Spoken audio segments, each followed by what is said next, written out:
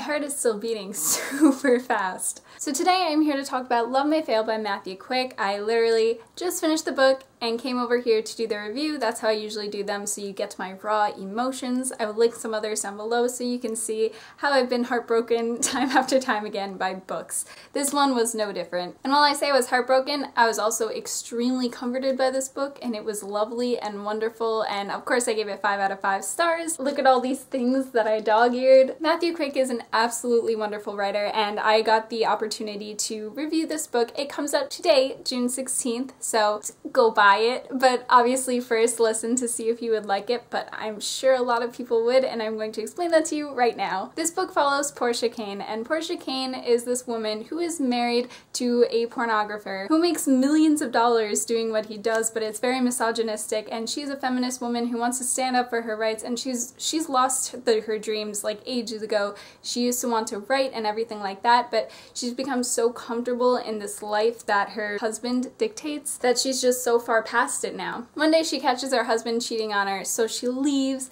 and she goes back to her hometown, and she finds out that her teacher that once inspired her to write and do all these wonderful things has been in a horrible accident. And then when she finds this out, she decides to go on a quest to find this teacher and make his life better, as well as make her own life better. That is where this is happening. That is what is going on. Currently, I don't want to tell you anything else because the journey that she goes on is extreme and warms my heart and breaks my heart and made me laugh so many times, and I loved it. This book isn't just told in Portia Kane's point of view, that's where it starts, but then it follows 4 or 5 different points of view. I want to say 4 maybe. After Portia's point of view, you get Mr. Vernon's, who is the teacher's, and then also you get another boy that was in the class that is all grown up now. You get a nun's point of view. You get all different sorts of points of view, but my favorite personally was Mr. Vernon's, the teacher's. I think I just have a soft spot, I guess, just for like older men narrating these novels, men who are just like down on their luck. It reminded me a lot of The Storied Life of A.J. Thickery. Mr. Vernon's point of view was just a lot like Thickery's point of view, where it's just very stale to the point where it's kind of hilarious, but also really, really sad because terrible things are going on in both of their lives. It's just,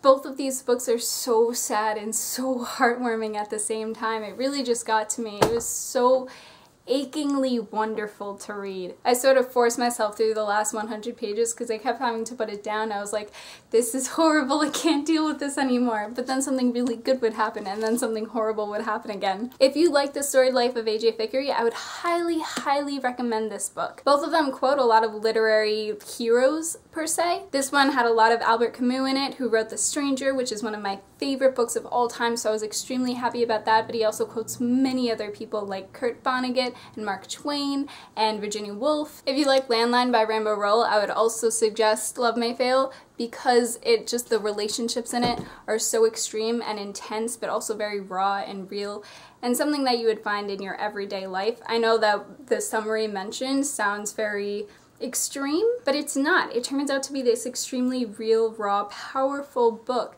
It talks a lot about hope and becoming whoever you would like to be, as opposed to what life dictates you should be. And with that mindset, this book just continuously tells you that you can be whoever you'd like to be, which is something that sounds really childish, but we forget it all the time. And it was so nice to have Matthew Quick remind us of that, or remind me of that rather. Like I said, it comes out today, June 16th, so if you'd like to pick up a copy, please pick it up, or pick it up from your library.